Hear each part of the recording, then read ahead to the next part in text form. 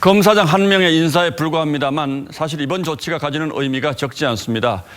적게는 추미애 법무장관과 윤석열 검찰총장의 갈등이 이제는 진검승부로 접어들었다는 뜻이고, 크게 보면 윤석열의 검찰과 여권 전체 갈등이 정점으로 향하고 있기 때문이죠. 더 상세한 뒷얘기는 법조팀 이재중 기자에게 좀 물어보도록 하겠습니다. 자, 이 기자 어서 오십시오. 추미애 장관은 어제 오늘 뭐 하고 싶은 얘기 다 했잖아요. 네, 그런데 윤석열 장관은 아무 얘기 없습니까? 네, 윤 총장 오늘도 침묵을 지켰고 대검찰청도 대검 차원의 특별한 입장을 내놓지는 않았습니다. 자, 뭐 당장은 입장 내기가 쉽지 않겠죠. 앞서 제가 잠시 언급하긴 했습니다만 이 한동훈 검사장에 대한 인사, 이걸 평범한 인사라고 보긴 어렵죠. 네, 그렇습니다. 그 고검차장, 그러니까 검사장 자리죠. 고검차장에게 이 법무연수원 연구위원으로 가라는 건 사실상 직무에서 배제하겠다, 이런 말과 같습니다. 더군다나 다음 달에 이 검사 정기 인사가 예정돼 있는데, 한 달 앞두고 이 한 검사장에 대해서만 원포인트 인사를 냈다는 건 사실상 법무부가 한 검사장에게 사표를 내라, 이렇게 종용했다, 이렇게 볼 수 있다는 시각도 있습니다. 예, 사표를 종용한 것이다. 자, 그렇다면 한 검사장을 법무부가 직접 감찰하겠다, 이건 무슨 뜻입니까? 네, 법무부 관계자와 이야기를 나눠봤습니다. 법무부 관계자는 이 채널A 의혹 사건 초기부터 이 처리 과정에서 공정성에 문제가 있었다고 추미애 장관이 판단한 것 같다, 이렇게 이야기를 했습니다. 또 윤 총장이 사건 배당을 대검 인권부에다가 하고 전문 수사자문단을 개최하도록 결정한 것 등을 추 장관이 고려한 것 같다, 이렇게 이야기를 했습니다. 그러니까 결국 윤 총장의 공정하지 못한 판단이 이 측근인 한 검사장에 대한 감찰과 인사의 이유다, 이렇게 밝힌 겁니다.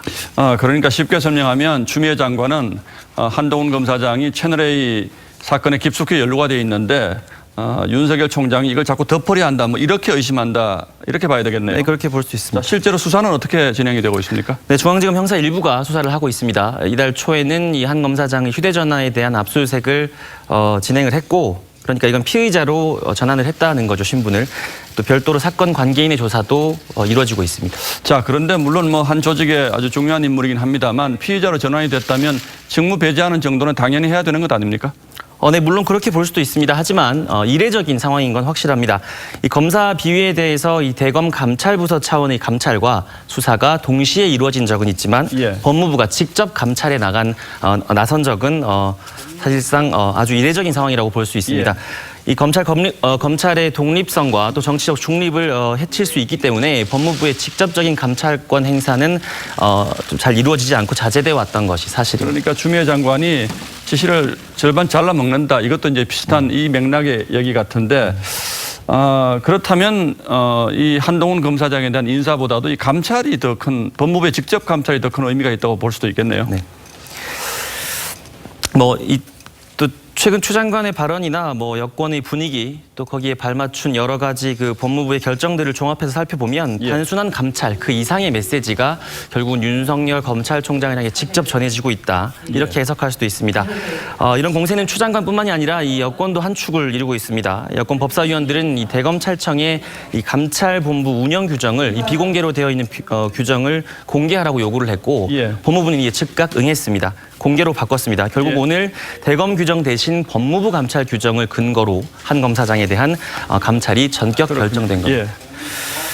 추 장관은 여기서 멈추지 않고 오늘 국회나 또 공수처, 공청회 등에서 공개석상에서 윤석열 검찰총장을 향한 거센 비판을 이어갔습니다. 뭐 그 발언 저희가 조금 전에 들어봤고요. 자, 이 정도면 이제 추 장관과 윤석열 총장의 갈등 국면이 이건 단순한 갈등의 국면을 넘어선 것으로 봐야겠죠.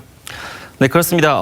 추 장관의 날선 발언, 또 그리고 여권의 지원 사격, 그에 따른 법무부의 결정 등 일련의 과정들을 보면 한동훈 검사에 대한 감찰은 결국 단순한 감찰이 아니라 윤 총장에 대한 전방위적인 사퇴 압박이다, 이렇게 보는 법조계의 시각도 많습니다. 그러니까 한마디로 요약하면 한동훈 검사장은 물론이고 윤석열 총장도 물러나라, 이게 이제 여권의 메시지인데, 자, 이 정도면 윤석열 총장이 뭐 아무리 대범하다고 하더라도 대단히 긴장할 수밖에 없는 이런 상황 같은데, 윤 총장이 자진 사퇴한다거나 이런 분위기는 검찰 취재하면서 느껴지지 않습니까? 어떻습니까?